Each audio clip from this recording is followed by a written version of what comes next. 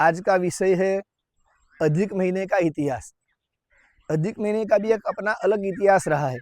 अधिक महीना जो आता है तो वो पहले कैसे उसकी गणना होती थी, उसके बाद मध्यकालीन समय में उसकी कैसी गणना रही और साम्राज्य समय में उसकी कैसी गणना है, उसके विषय में आज बात करेंगे।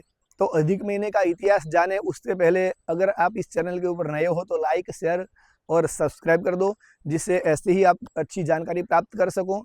तो बात करते हैं महाभारत काल की। महाभारत के विराट पर्व के अध्याय नंबर 52 में लिखा है कि तेषां कालातिरेकेण ज्योतिषां च विधिक्रमात् पंचमे पंचमे मासेर द्वौ मासा वपुजायते एषाप्यमधिका मासः पंच च द्वादश क्षपाः त्रयोदशानां वर्षाणां मिति में वर्ष वर्तते मति।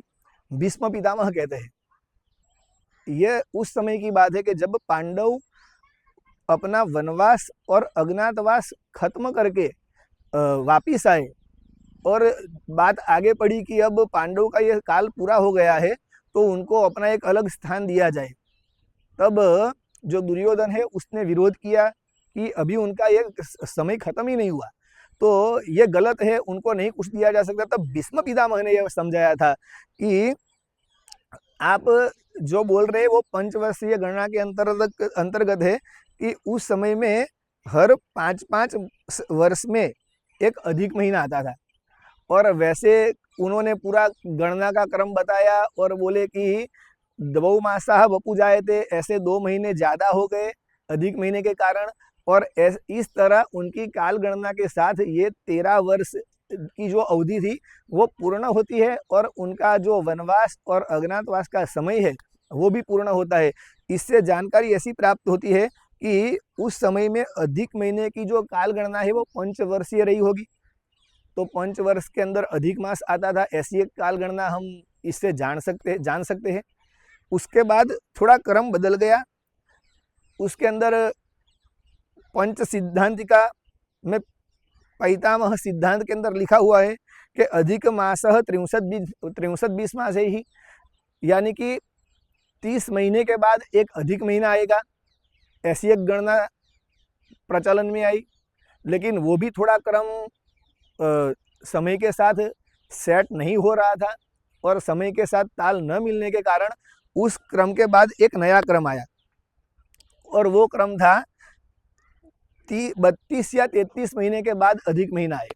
हमारा जो पूरा पंचांग है वो सूर्य वर्ष और चंद्र वर्ष के अंतर्गत चलता है।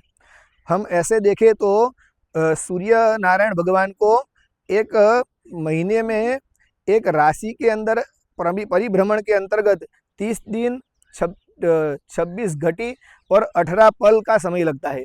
और उसी हिसाब से भगवान चंद्र नारायण को 12 राशि के अंदर भ्रमण करने के अंदर 29 दिन 31 घटी और 50 पल का समय लगता है।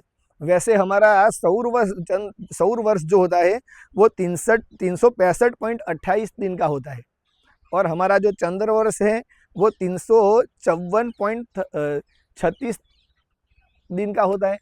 ये दोनों के जो डिफरेंस आते हैं वो डिफरेंस लगभग 11 के बराबर है। तो हर साल में 11 दिन शेष रह जाते हैं। तो ऐसे गणना की जाए तो हर साल के 11 दिन यानी कि 3 साल के 11 यानी 32 से 33 दिन अधिक रह जाते हैं। तो ये 3 साल के अंदर पूरा एक महीना अधिक रह जाता है, उसकी कोई गणना की नहीं जा सकती। अगर इस गणना के हिसाब से देखें और आगे बढ़ जाए तो ऐसा हो जाए कि जो हमारा नया वर्ष है वो वर्षा ऋतु में आ जाए, जो उत्तरायण है वो शायद ग्रीष्म काल में चली जाए या वर्षा ऋतु में आ जाए। ये सब होली है तो होली आगे आ जाएगी, ये सब त्यौहार पीछे हो जाएंगे। ये पूरा त्योहारों का जो हमारा स्केड्यूल है वो बिगड़ जाएगा और पूरा जो हमारा हिंदू सनातन धर्म का कैलेंडर है वो सीधा ऊपर नीचे हो जाएगा। तो उस गणना के हिसाब से ऐसा सेट हुआ कि हर 32 या 33 महीने के बाद अधिक महीना आ जाएगा। लेकिन ये गणना भी थोड़ी कंफ्यूजन वाली थी कि कब अधिक महीना देना चाहिए। तो उसके बाद थोड़ी और विस्तार से उसकी गणना की गई, बहुत उसके ऊपर सोचा गया और उसके बाद एक बहुत अच्छा परामर्श हमारे सामने आया। उसे कहते हैं असक्रांतिर्मासो अधिमासः स्फुटः, यानी कि जिस महीने में जिस 30 दिन के अंदर सूर्य नारायण भगवान एक भी संक्रांति न करे, उस महीने को अधिक महीना कहा जाएगा।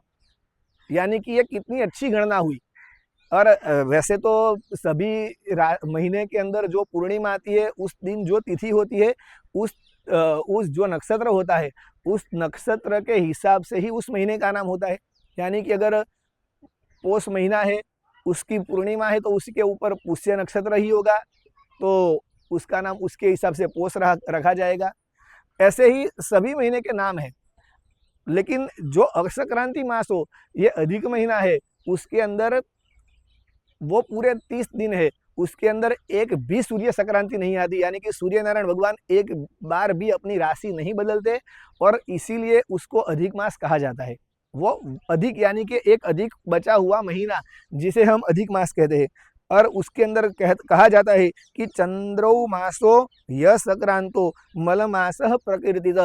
असंक्रांति वाला जो महीना है, चंद्र महीना है, यानी कि चंद्र महीना, यानी कि चंद्र भगवान जो 27 दिन के हिसाब से जो अपना राशि चक्र बदलते हैं, 27 से 29 दिन के अंतर्गत, उस दिनों के अंदर कोई भी सूर्य संक्रांति नहीं आती, और उसी को हम अधिक महीना कहते हैं।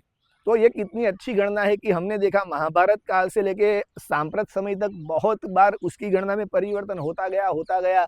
और हमारे शास्त्रकारों ने हिंदू सनातन धर्म का जो पंचांग है, वो बिल्कुल अच्छी तरह से सुव्यवस्थित उसकी गणना की जाए, और सभी हम जो भी जन समुदाय है, वो अपने त्यौहार अच्छी तरह से मना पाए, समय पे मना पाए, और उसके अंदर कुछ भी ऊंच नीच न हो। इतनी अच्छी गणना हमको दी, हमको कितना उनका आभार मानना चाहिए।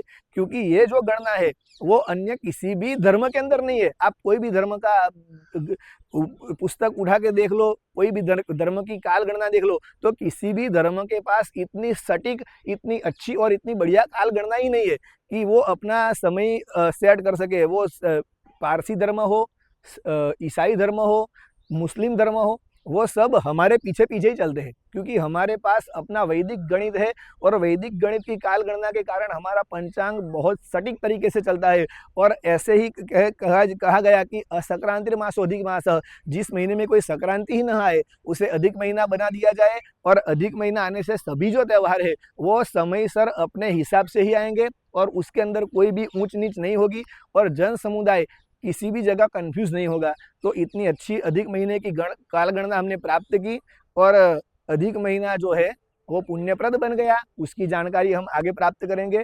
तो ये हमने जाना कि अधिक महीने का जो इतिहास रहा है महाभारत से लेकर अभी तक का, वो बहुत श्रेष्ठ रहा है। तो ऐसी ही जानकारी प्राप्त करने के लिए अब पुनः मिलेंगे। सबको जय महादेव, नमस्कार।